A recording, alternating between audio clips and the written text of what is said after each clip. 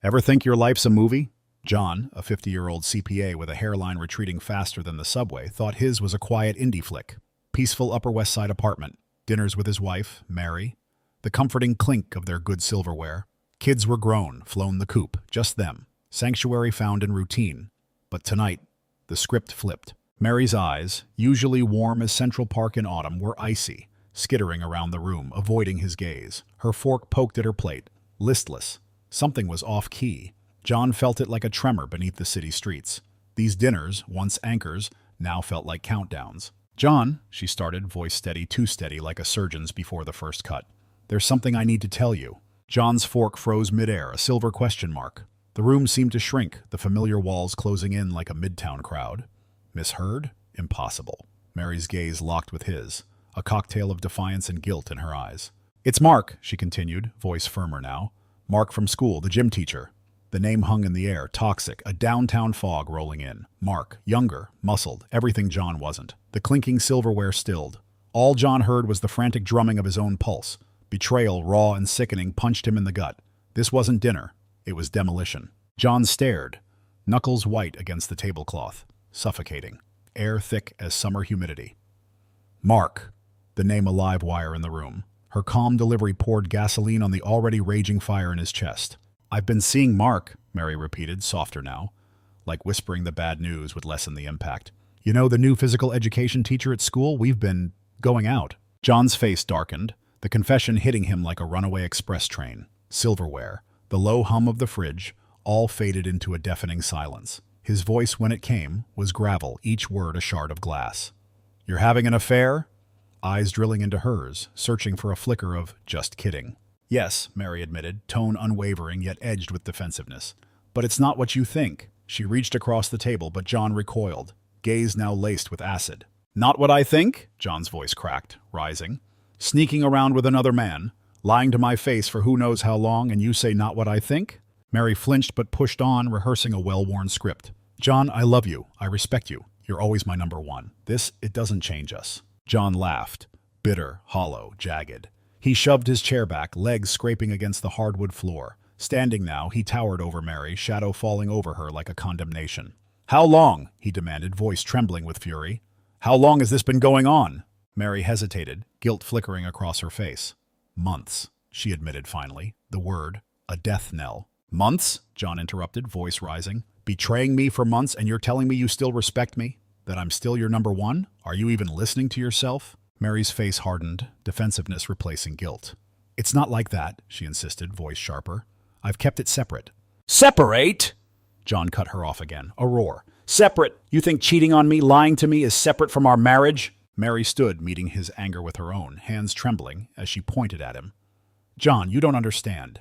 This hasn't hurt our marriage. If anything, it's made me realize how much I still care about us. About you." John's laugh was cold, humorless. "Care about me? Is that what you call it? Lying to my face while you're gallivanting around with some gym teacher?" "Don't you dare!" Mary shot back, voice cracking with emotion. "Don't belittle him or me. I'm trying to be honest, to make you understand." John's face twisted. "Understand?" he repeated, dripping sarcasm. "You want me to understand why my wife's been sneaking around with some younger guy? You think I can just wrap my head around that?" "Yes," Mary snapped, voice breaking. "Because I didn't plan this, John. I didn't go looking for it. It just happened. And it hasn't taken anything away from us. If anything, it's made me appreciate us more." John stared, breath shallow, uneven, stunned silence. Then he shook his head, voice low, trembling with rage. "You don't appreciate me, Mary. You can't, or this wouldn't have happened. You wouldn't have let it happen." Mary's expression softened, eyes pleading. "John, I'm sorry. I know I've hurt you, but it doesn't have to change anything. We can work through this. You just need to see that this isn't the end of us." John stepped back, hand gripping the chair back for support. He looked at her like a stranger, the woman he'd shared his life with for decades, asking him to accept the unacceptable, to make peace with betrayal that had shattered his world. "You're unbelievable," he said finally, voice hollow. "You want me to understand? Forgive? Go on like nothing happened?" Mary moved closer, hand outstretched. "I don't want to lose you, John. You mean everything to me." John stepped back again, expression hardening. "No," he said, voice firm. "I don't mean everything to you. If I did, this wouldn't have happened." Silence descended, heavy, suffocating. John turned away, mind racing. Life he knew, marriage he thought solid, irreparably cracked. Where do we go from here, Mary? He asked, back still turned. No answer. Then a small, uncertain voice. I don't know, she admitted, but I want us to try. I want to fix this. John closed his eyes, pain cutting deeper. You don't get to decide that, he said quietly. Not anymore. He walked out, leaving Mary at the table, words echoing in silence. Silverware gone. Just the closing door. Realization of collapse. John sat in his car, cold night air seeping through a cracked window. Silence outside, a storm inside. Hands trembled on the wheel, Mary's words echoing. Not about love. I'll end it eventually. He gritted his teeth, frustration boiling to rage. Decades reduced to a whim. Not fleeting, not trivial. A dagger twisting deeper. Headlights snapped him out of it, started the engine, drove aimlessly. Mind a whirlwind. Clarity. Answers. Sense. From chaos. Sarah had unleashed it all. Midnight loomed, driveway of his own home. Lights on. Living room window. Mary pacing. Phone clutched tight. Talking to Mark? Making plans? He had to know. Quietly, he entered. Door creak startled Mary. She spun, guilt flashing across her face, quickly put the phone down. Too late. Who were you talking to? John demanded, voice low, razor sharp. Mary crossed her arms. Just a colleague. It wasn't... Don't lie, John snapped, stepping closer. Was it him? Was it Mark? Hesitation. Too long. Silence. Confirmation. Chest tight. Betrayal crashing anew. Unbelievable, he muttered, running a hand through his hair. I asked you to end it. Choose. And you're still talking to him? Mary's eyes flashed. I need time, John. You can't demand I end it like flipping a switch. It's not that simple. Not simple? John barked, voice rising. It's exactly that simple. Choose me, our marriage, or him. No middle ground. Sarah, John, she said, voice softening. I love you. You have to know that. But this, with Mark, it's complicated. Not about love, just something I need to figure out. John stared. Heart pounding, anger and heartbreak equal. Do you even hear yourself? He asked, voice trembling. You love me, yet clinging to this affair like it's necessary? You think I stand by, wait while you figure it out?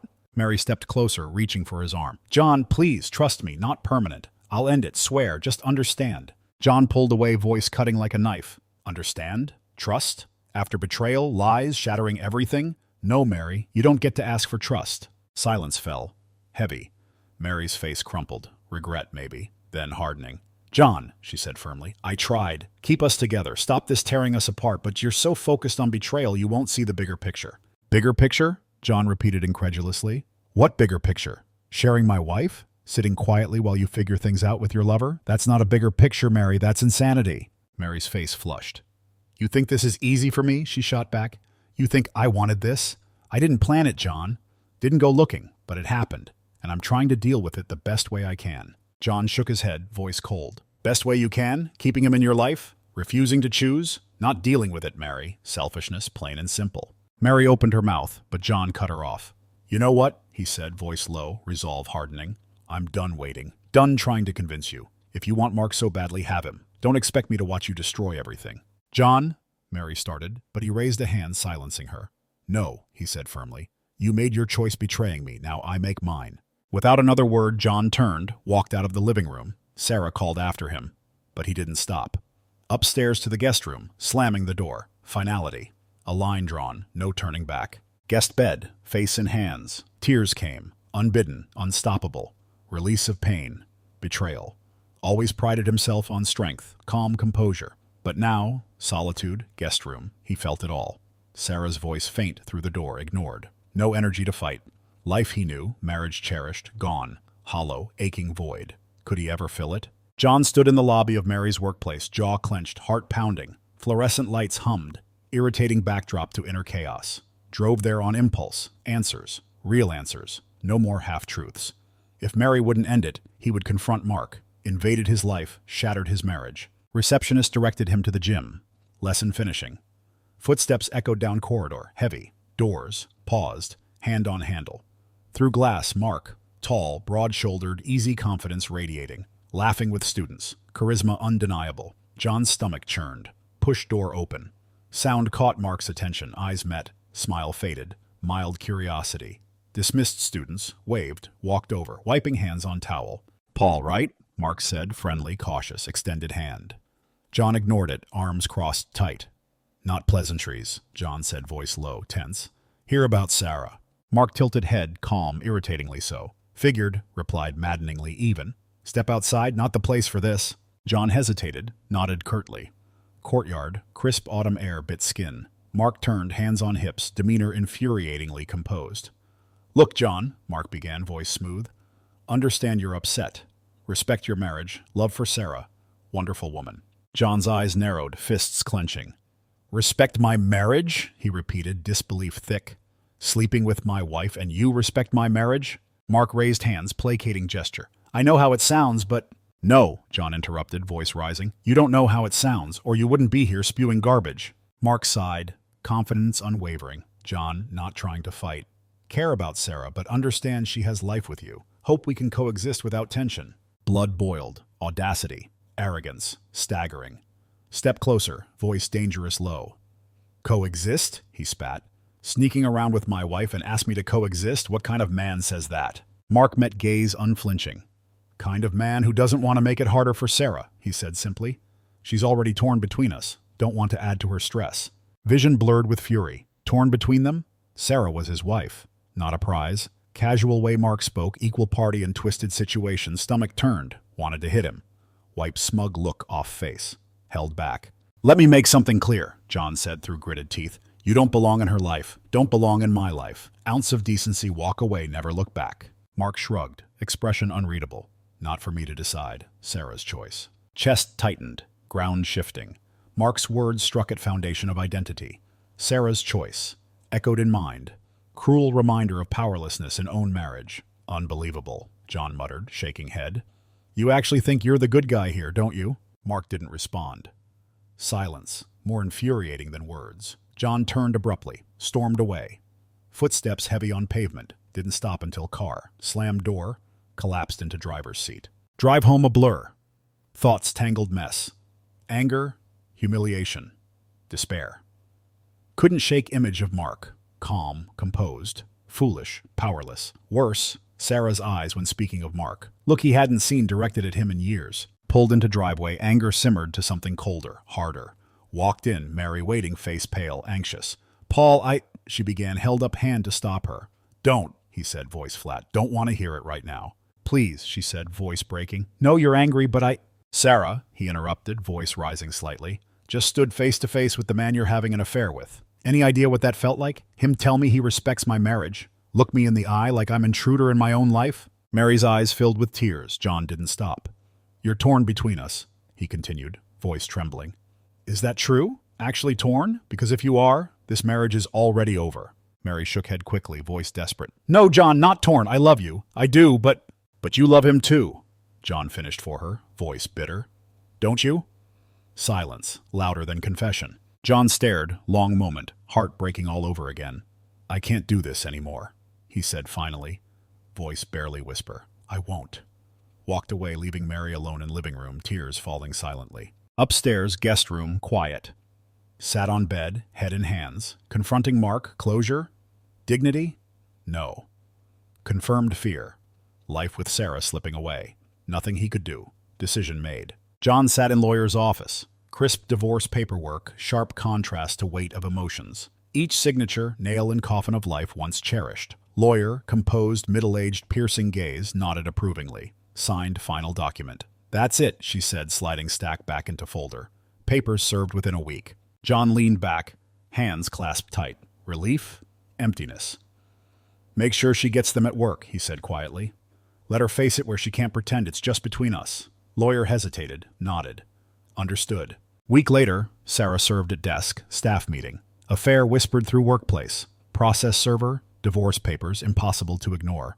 Whispers, sidelong glances, quiet judgment, amplified under sterile office glow. End of day resignation handed in. Damage done. Mark didn't escape. Alienation of affection lawsuit filed. Rarely successful statement designed. Dismissed, dragged Mark into public eye. Tarnished reputation, parents complained. School board terminated him. Fallout, Sarah and Mark ostracized. Flirtatious connection, mutual resentment. John, smaller, quiet apartment. Rebuilding, surroundings, sense of self. Early days difficult. Quiet evenings, laughter and warmth his home used to hold. Avoided dating. Therapy, long walks, Old friends neglected during marriage. Bitterness subsided. Sarah spiraled. No job. Dwindling social circle. Struggled. Lost weight. Low-wage jobs to stay afloat. Failing health rumors reached him. Pushed them aside. Bed she made. Years passed. Divorce scars faded. John, comfortable in solitude. Peace in simple pleasures. Mornings reading by window. Afternoons volunteering, evenings with friends, quiet dinners, no interest reopening wounds. Fate intervened. Quiet evenings, small cozy restaurant downtown. Warm atmosphere, no pretension. Scanned room for table. Eyes landed on her. Sarah. Corner table, older man. Posture hunched. Once vibrant features softened, worn by time, hardship. Saw him too. Shock, shame, hesitant smile. Walk away? Pretend he hadn't seen her. Something stopped him. Curiosity? Closure? Approach table. Sarah's companion excused himself. Alone. Sarah looked up, eyes glassy. John, she said softly, weaker voice. Long time. He nodded, hands in pockets. Has been. Moment of silence. Shared history hung between them. Acknowledgement of all endured. Sarah broke silence. You were right about everything, she said, voice trembling slightly. Mark wasn't worth it. None of it. John studied her. Vindication, pity. Once bright eyes clouded with regret. Confidence replaced with fragility. Deep breath. Voice calm. Firm. Sorry to hear that, he said, tone neutral. Sarah's lips quivered, glanced down at hands. Don't expect forgiveness, she said. No, I hurt you in ways I can't take back, but I regret it every day. I'm sorry. Pang of sadness, distant, fading echo. Nodded slowly. Appreciate you saying that, he said, but we both know some things can't be undone. Sarah looked up, eyes searching. Understanding? Absolution? Hope? John stood firm, moved on, not just from her. Man he'd been during marriage. Hope you're doing okay now, he added, softer tone. Faint smile. Didn't reach eyes. Trying? She said. Not easy. But trying. John nodded again. Conversation closing. Take care of yourself, Sarah, he said, stepping back.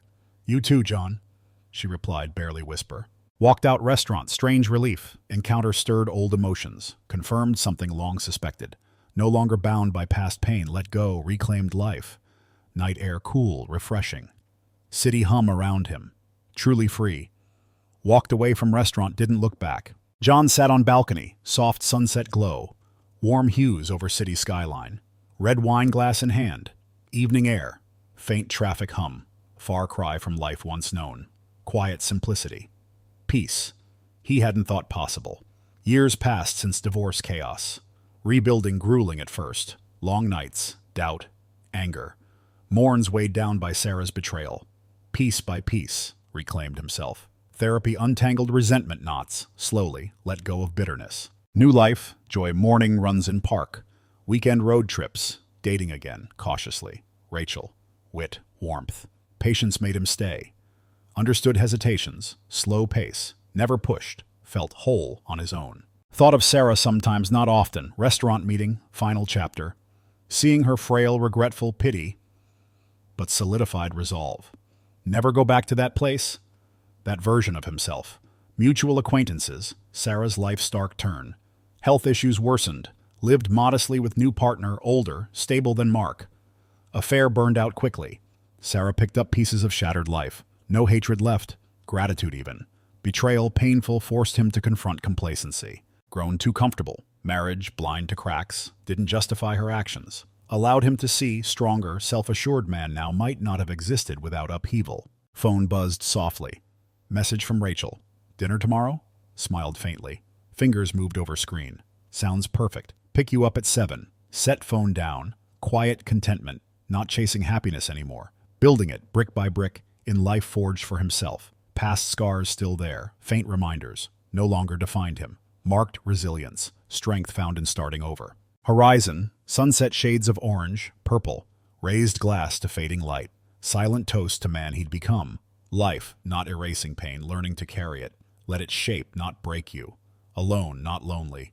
Quiet certainty exactly where he was meant to be.